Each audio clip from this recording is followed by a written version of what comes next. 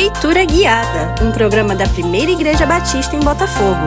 Este é seu encontro diário com as Escrituras Sagradas. Acompanhe agora o nosso estudo de hoje. Amados irmãos, nossa leitura do livro de Deuteronômio chega no capítulo de número 6, um capítulo central no livro. Ele se destaca até hoje por trazer lá no verso 4, no verso 5, a oração ou o ensino conhecido como Shema Israel. Shema é uma palavra hebraica que significa ouvir, né? Ouve.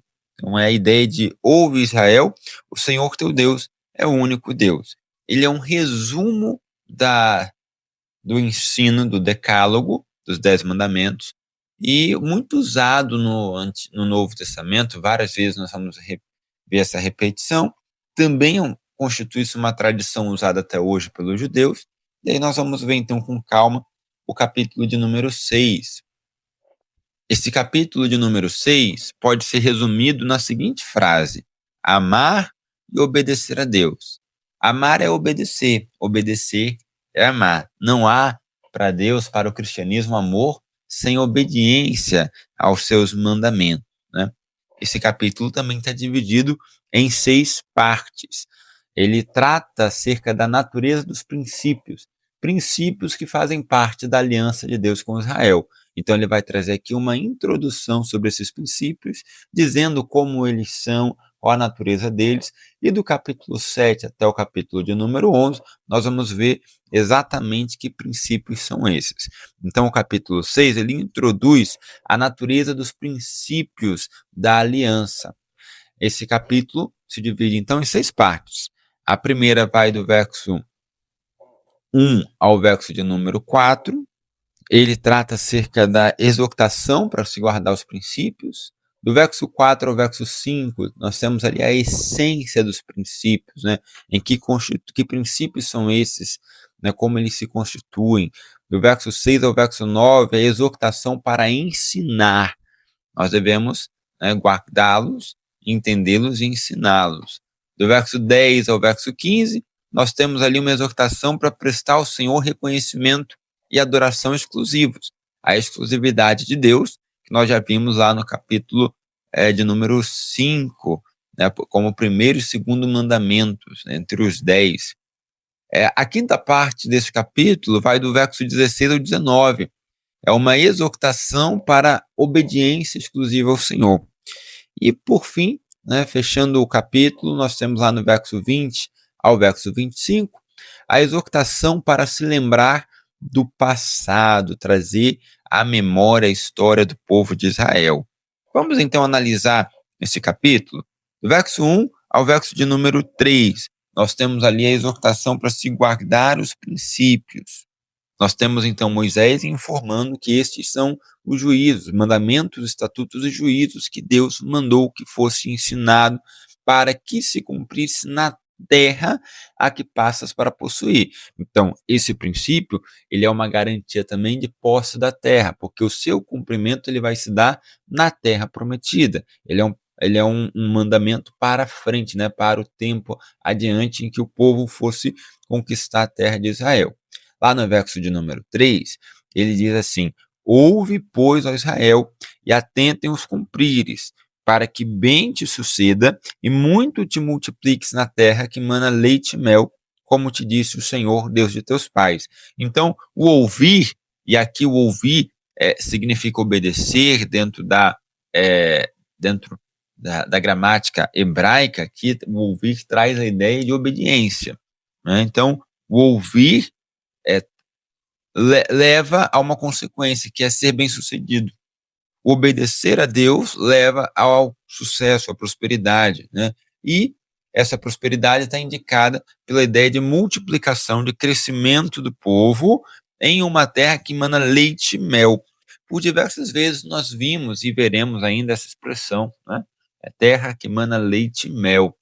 Essas duas mercadorias, elas dizem respeito, né, a duas categorias diferentes. O leite, ele vem do trabalho humano. Aí talvez você diga assim, mas quem dá o leite, né, é a vaca. Sim, é a vaca, mas ela dá o leite através de um trabalho de agricultura do ser humano. É o ser humano quem cria o animal, quem prepara o pasto, quem guarda ele em termos de alimentação, de proteção. Então, o leite, ele indica tanto um trabalho de agricultura quanto um trabalho humano. E o mel, ele é um produto da natureza. Ele representa, então, a bênção da terra.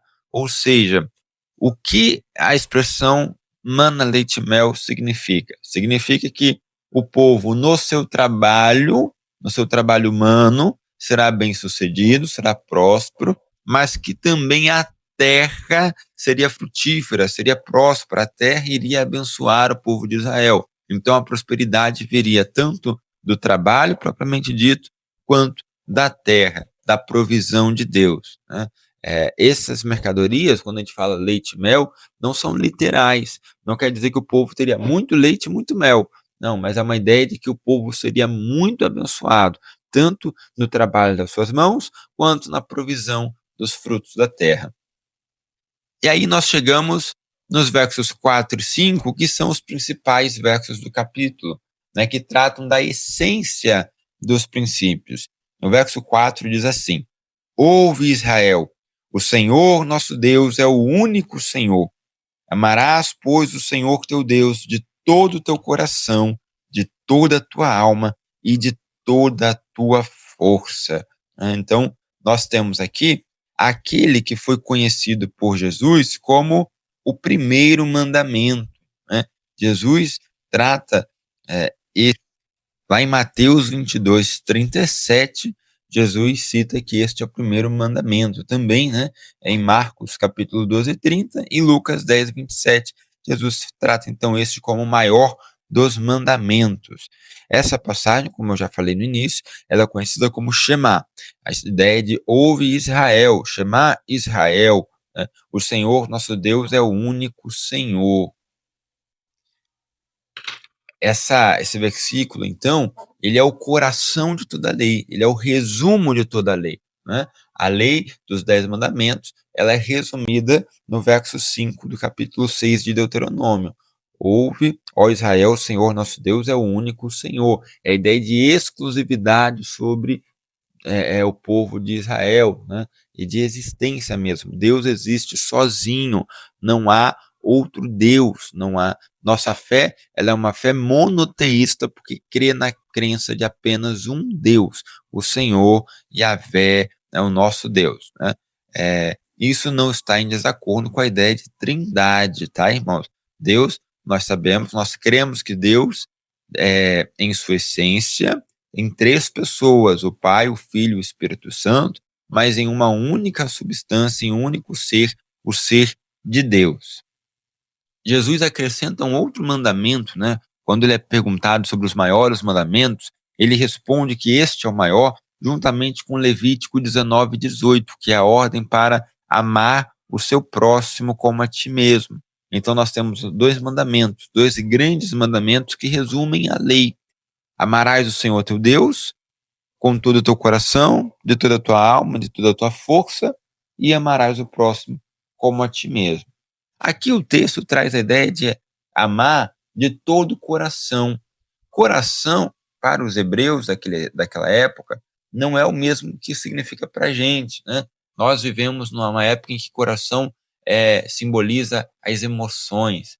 Para o hebreu, né, ou para o israelita daquele tempo, coração significava sede do intelecto, com a mente, ou seja, com a parte racional do ser humano, né, com a razão.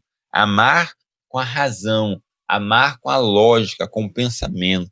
Enquanto alma, né, de toda a tua alma, significa o ser, a subjetividade do ser humano, a sua personalidade, a pessoa essencial, né? A parte invisível do ser humano. E força é o lado físico com todas as suas funções e capacidades, ou seja, o homem deveria amar a Deus na sua integralidade, em todas as suas forças, em todas as suas esferas, em todo o seu âmbito de vida. Ele deve amar a Deus de coração, de alma e de força. Em seguida, então, no verso 6 até o verso 9, nós temos a exortação para se ensinar esse princípio. esse resumo da lei. Então ele diz assim: estas palavras que hoje te ordeno estarão no teu coração, tu as ensinarás a teus filhos, e delas falarás assentado em tua casa, e andando pelo caminho, e ao deitar-te e ao levantar-te. Perceba, né? Algumas traduções antigas, ao invés de ensinar, trazem inculcar. A ideia aqui é de alguém que está construindo na pedra, está talhando uma pedra, então ele pega uma estaca e um martelo e vai batendo ali naquela pedra até dar forma. A ideia é que o ensino, ele precisa ser repetitivo, ele precisa ir batendo no nosso coração, ele vai nos moldando, dando forma ao nosso coração, né? Então, se todos os dias a gente lê, se todos os dias nós tivermos contato com a palavra de Deus, se todos os dias nós aprendermos de Deus, no final isso vai nos moldando, vai nos construindo uma nova imagem, uma obra assim de escultura, né? A imagem de Deus.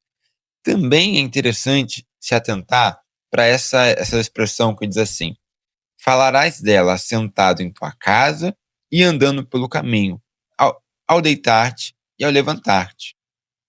A ideia é a totalidade da vida humana. Perceba, assentado e andando, ou seja, enquanto você está parado, talvez descansando, talvez almoçando, enfim, você está parado.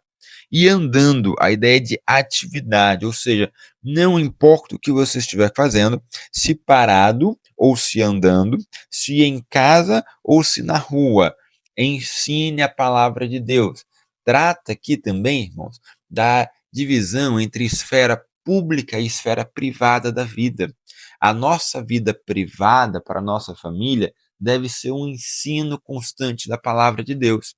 E a nossa conduta pública para as pessoas de fora, para as pessoas da rua, né? Para a nossa comunidade, também deve ser um ensino constante da palavra de Deus. Então ele ensina uma vida em coerência, vivendo uma vida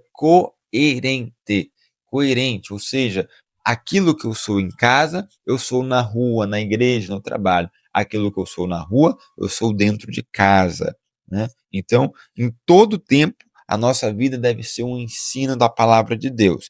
E também perceba outro jogo de palavras: ao deitar-se e ao levantar-se. Ao deitar-se pela noite, ao levantar-se pela manhã, ou seja, em todo o tempo que você estiver acordado, em todos os momentos da tua vida, desde a manhã até a noite, ele inverte a ordem, né? Desde a noite até a manhã, ou seja, em todos os momentos da nossa vida, seja em casa, seja na rua, seja parado, seja trabalhando, fazendo alguma atividade, nós devemos sempre ensinar a palavra de Deus. Isso também traz ideia de que o teu trabalho também é um campo evangelístico, de que o teu trabalho é um campo missionário, ou seja, o seu trabalho, a sua escola, a sua faculdade, o local onde você convive com outras pessoas é um campo missionário, onde a sua atitude vai ensinar a palavra de Deus. Então você é chamado a ensinar, você é exortado a ensinar. Verso 8 diz assim: também as atarás como sinal na tua mão, e te serão por frontal entre os olhos, e as escreverás nos umbrais da tua casa e nas tuas portas. Bom, mão, olhos e casa, representando aquilo que faço, entre os olhos representa aquilo que vejo, e na casa representa aquilo que vivo. Então, esse princípio, ele deve me acompanhar, né? Naquilo que faço, naquilo que vejo e naquilo que vivo, certo? Os judeus, até hoje, interpretam esses textos também de uma forma literal. Eles criaram um simbolismo, né, para viver esse verso de número 8 e o verso de número 9. Né? Quando diz assim: também as atarás como sinal na tua mão e te serão por frontal entre os olhos, os judeus chamam de tefilins ou filactérios, que são duas pequenas caixas de couro pretas contendo pergaminhos com versículos da Torá, amarradas com tiras de couro ao redor do braço esquerdo, que é próximo ao coração, e também na testa. Então eles amarram mesmo uma cordinha, né, no braço, e no final dessa corda tem uma caixinha ali que fica um versículo da Bíblia. Também na testa, isso acontece em alguns momentos, tá? Não é sempre, mas em alguns momentos os judeus vão colocar esses adereços aí no braço e na testa. Também na porta da casa. Também na porta da casa eles colocam uma caixinha com esse texto aqui, né, de Deuteronômio 6, do 4 ao 9, e também o texto de Deuteronômio 11, do verso 3 ao 21. E essa caixinha que fica na porta, ela é chamada de mezuzá. Mezuzá. É um rolo de pergaminho sagrado, onde os judeus eles vão ler 2 vezes.